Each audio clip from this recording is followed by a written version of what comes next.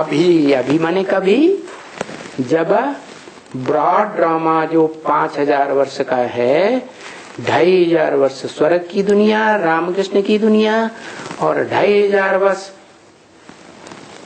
देवताओं की दुनिया नहीं, क्या दैत्यों की दुनिया, द्वैतवादी दैत्यों की दुनिया।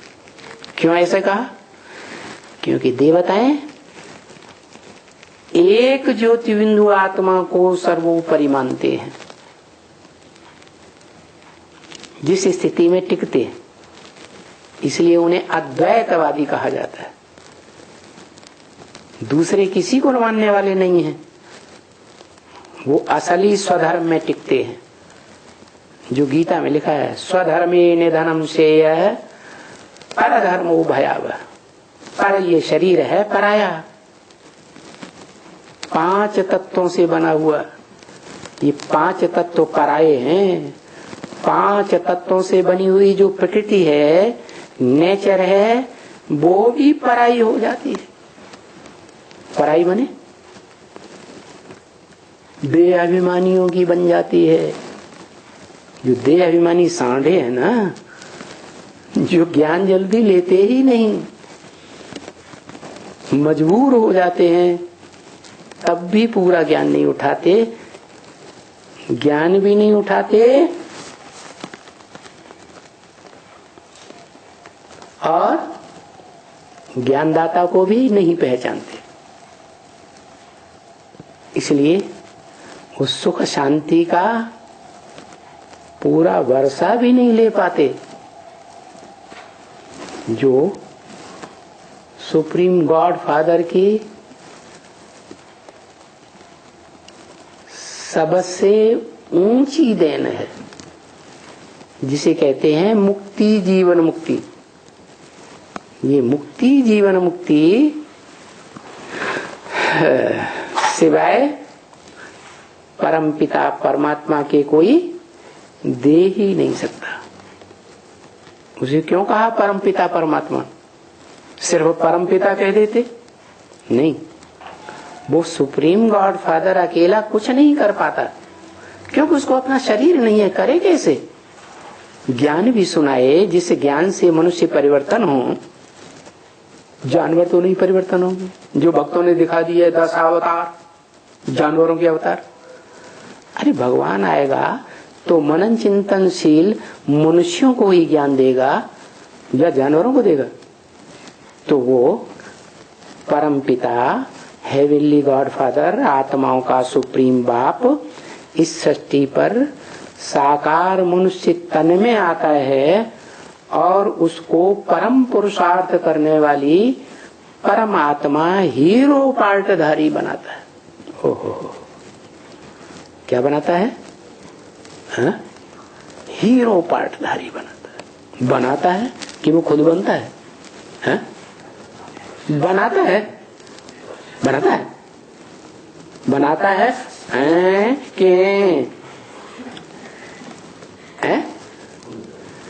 खुद बनता है, खुद पुरुषार्थ से बनता है। तो जो बनने वाला है वो वशीकरण मंत्र स्वयं अपनी शक्ति से, पुरुषार्थ की शक्ति से धारण करता है। वो वशीकरण मंत्र देने वाला बनता है। क्या?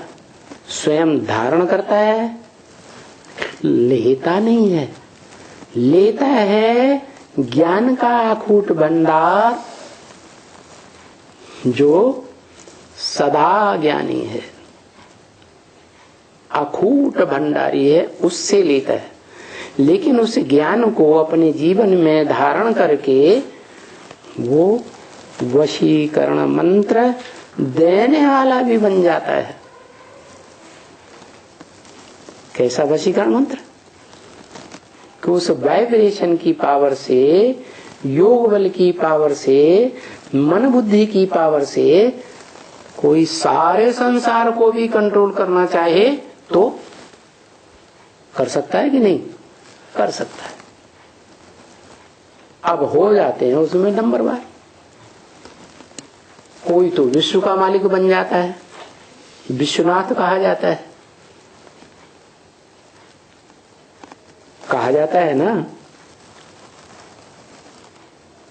विश्व का नाथ स्वयं बनता है कि अपने बाप को फॉलो करता है? बनता है या बनाने में सारी ताकत लगाता है? क्या करता है? बनता है, स्वयं नहीं बनता। क्या करता है? अपने बच्चों को, अपने फॉलोअर्स को बनाता है। जो उस श्रेष्ठ ते श्रेष्ठ हीरो पार्टधारी की मत पर चलते हैं उनको बनाता है। उसी श्रीमत का नाम से बनी हुई भक्ति मार्ग की जो गीता है उसका नाम है श्रीमद् भगवत गीता। क्या? भगवान का गाया हुआ गीत, ज्ञान का गीत। उस ज्ञान के गीत को भगवान ने स्वयं गाया है प्रैक्टिकल में, और गाया ही नहीं, टीचर के रूप में, सुप्रीम टीचर के रूप में प्रैक्टिकल में अर्थ भी बताया। और टीचर सिर्फ थ्योरी ही सुनाता है कि प्रैक्टिकल करके भी दिखाता है? सिर्फ थ्योरी सुनाता है या प्रैक्टिकल करके भी दिखाता है? प्रैक्टिकल करके भी दिखाता है। तो वो प्रैक्टिकल है योग बल का प्रैक्टिकल स्वरूप, वाइब्रेशन की शक्ति से कंट्रोलिंग पावर अपनी आत्मा में धारण करना। राजा बनता है दुनिया का ऊंचे से ऊंचा, और सारी दुनिया के मनुष्य मात्र को वो रास्ता दिखाता है कि तुम भी बनो राजा। क्या? लेकिन बाप को फॉलो करता है कि नहीं? उसका बाप क्या करता है? बाप विश्व का मालिक बनता है, supreme soul heavenly God father? नहीं बनता। तो खुद भी फॉलो करता है या नहीं? खुद भी बाप को फॉलो करता है। फॉलो फादर, फादर सोज सन, सन सोज फादर। यही परंपरा रही है, यही श्रेष्ठ परंपरा है। क्या? बाप बच्चे को संसार में प्रत्यक्ष करे। कौन सा श्रेष्ठ से श्रेष्ठ बच्चा है? बड़े के बड़ा बच्चा है। और बच्चा अपने बाप को संसार में प्रत्यक्ष करे कि कौन है मेरा बाप जिसने मुझे ऐसा श्रेष्ठ भाग्यशाली बनाया।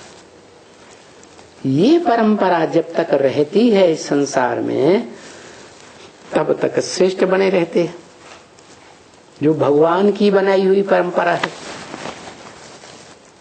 क्या? Follow father and mother. माँ बाप को जो फॉलो नहीं करते, पारिवारिक परंपरा को तोड़ देते हैं जो बच्चे, वो हैं द्वैतवादी असुर, दैत्य। उनको अद्वैतवादी देवता नहीं कहेंगे, क्या कहेंगे? दैत्य या देवता? दैत्य। किससे पैदाइश होती है? हैं? उन दैत्यों की पैदाइश किससे? और देवताओं की पैदाइश किससे? अरे दोनों का बाप एक ही है। वो supreme soul God father Shiv दैत्यों का बाप नहीं है। क्या? उसको तो देह ही नहीं है जो देह अभिमान आए और देह अभिमानी दैत्यों को जन्म दे। वो जिसमें प्रवेश करता है आदम में, उसको अपनी देह होती है। वो ही दुनिया का सबसे बड़ा देह अभिमानी भी बनता है, देहधारी धर्म पिताओं के और उनके फॉलोअर्स के संग के रंग में आकर। और वो ही जब परम पिता शिव हेवनली गॉड फादर के स्मृति में लीन हो जाता है, क्या हो जाता है? मिक्स हो जाता है। कैसा मिक्स? जो supreme soul God father Shiv Brahma के मुख से कहते हैं ब्रह्म वाक्य में, वेदवाणी में क्या कहते हैं? मैं तुम बच्चों को नंबरवार आप समान बनाकर जाता हूं। क्या? आप समान बना के जाता हूं। मन जैसे मैं अखूट का ज्ञान भंडारी हूं, वैसे तुम बच्चों को भी नंबरवार बना के जाता हूं। वो खुद बनाने वाला है या जिसमें प्रवेश करता है वो प्रैक्टिकली बनाने वाला है? जिसमें प्रवेश करता है उसके द्वारा प्रैक्टिकल पार्ट बजाता है। इसलिए काम के आधार पर नाम देह का पड़ता है या आत्मा का नाम पड़ता है? अरे जो काम करेगा उसका नाम भी बनेगा। काम के आधार पर नाम पड़ते हैं, जैसे राम नाम, जैसे युधिष्ठिर, युद्ध में जो स्थिर रहा, डावाडोल नहीं, क्या डावाडोल नहीं हुआ, वो क्या कहें उसे, है युधिष्ठिर। दुर्योधन जिसने दुष्ट युद्ध किया, श्रीमत के अनुसार जो ज्ञान का युद्ध करना है वो नहीं किया। तो देखो दुष्ट युद्ध करने वाला दुर्योधन, दुशासन जिसने दुष्ट शासन किया है, ईश्वरीय संविधान के अनुसार शासन नहीं किया। ईश्वरीय संविधान क्या कहता है? ईश्वरीय संविधान कहता है हिंसा नहीं करनी है कर्मेंद्रियों से। हिंसा माने किसी को कर्मेंद्रियों से दुख नहीं देना है। हिंसा करेंगे तो हिंसक बनने वाले विश्व की बादशाही नहीं ले पाएंगे। इसलिए संसार में इतने बड़े बड़े महत्वाकांक्षी मनुष्य हुए, हिटलर, नेपोलियन, मुसेलिनी, और आज से 2-2,500 वर्ष पूर्व अलेक्जेंडर। भगोड़े बने, युद्ध करके भगोड़े बने या लड़ाई में जीत पा करके राजा बने हैं? भगोड़े बने। क्यों? क्योंकि हिंसक युद्ध किए, हिंसा की या अहिंसक बने हैं? लोग कहते हैं अहिंसा परमो धर्म। बौद्धियों का सबसे बड़ा नारा है क्या? अहिंसा परमो धर्म। अरे अहिंसा का भी तो परिभाषा होनी चाहिए। जो अपने घर परिवार के बीवी बाल बच्चों को दुख से नहीं बचा सकता, दुखी कर देता है, तो वो हिंसक है या अहिंसक है? हिंसक हुआ। तो ये बुद्ध भगवान बन के बैठ गए कि हम अहिंसक पार्ट बजाते। अरे मनुष्य कभी भगवान हो सकता है क्या? मनुष्य माने मनन चिंतन मंथन करने वाला। महात्मा बुद्ध ने मनन चिंतन मंथन तो बड़ा अच्छा किया। इसलिए इस दुनिया के बीच में जिनकी 2500 वर्ष की मानवीय हिस्ट्री मिलती है, उसमें वो मनन चिंतन करने वालों में श्रेष्ठ तो साबित हो गए कि बड़ा अच्छा मनन चिंतन मंथन किया। लेकिन मनुष्य से भगवान नहीं बन सकते। भगवान उन्हीं को भगवान भगवती का टाइटल देकर जाता है जो मनन चिंतन मंथन की स्टेज से भी ऊंचे उठ जाएं। मन का काम है संकल्प विकल्प करना। संकल्प विकल्प की करने की स्टेज से भी ऊंची स्टेज है मन मना भव। क्या? मेरे मन में समा जा। जो कहने वाला है मेरे मन में समा जा, महादेव टाइटल लेता है, भगवान का टाइटल लेता है, उसके मन में क्या है? एक शिव ज्योति बिंदु। वो उसी को भगवान मानता है। क्या जो ब्रह्म वाक्य मुरली में बोला, क्या बोला? तेरी बुद्धि में शिव बाबा कहने से कोई साकार याद नहीं आवेगा, निराकार ज्योति बिंदु ही याद आवेगा। बिंदु माने फुल स्टॉप, नो संकल्प एट ऑल। क्या? इसलिए गीता में भी लिखा हुआ है, जिसने ऐसी स्टेज धारण की है, क्या? पुरुषोत्तम संगम युग में, शूटिंग काल में, ब्रॉड ड्रामा के रिहर्सल काल में ये स्टेज धारण करी है। क्या? इसीलिए उसने ही द्वापर के आदि में भगवत गीता में लिखा है, नहीं संन्यस्त संकल्पो योगी भवति कश्चन। क्या? जिसने संकल्पों का त्याग नहीं किया वो योगी कोई कैसे हो सकता है? और भी बोला, सर्वसन्न्यस्त संकल्पो, सर्व संकल्प सन्यासी,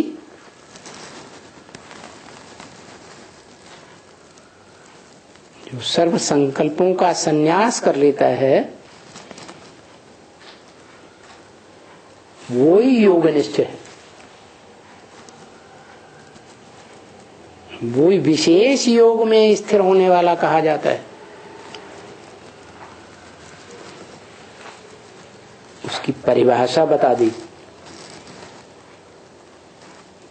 जिसने द्वैतवादी द्वापर युग के आदि में द्वैतवादी धर्म पिताएं जब से आना शुरू हुए, द्वैतवादी धर्म स्थापन करना शुरू हुए, द्वैतवादी भाषाएं शुरू हुई, तो जिसने वो गीता लिखी मनुष्य ने, दाढ़ी मूछ वाला मनुष्य होता है ना, उसको व्यास के रूप में गाया गया। दी माने विशेष, आस माने बैठ गया। किस लिए बैठ गया है?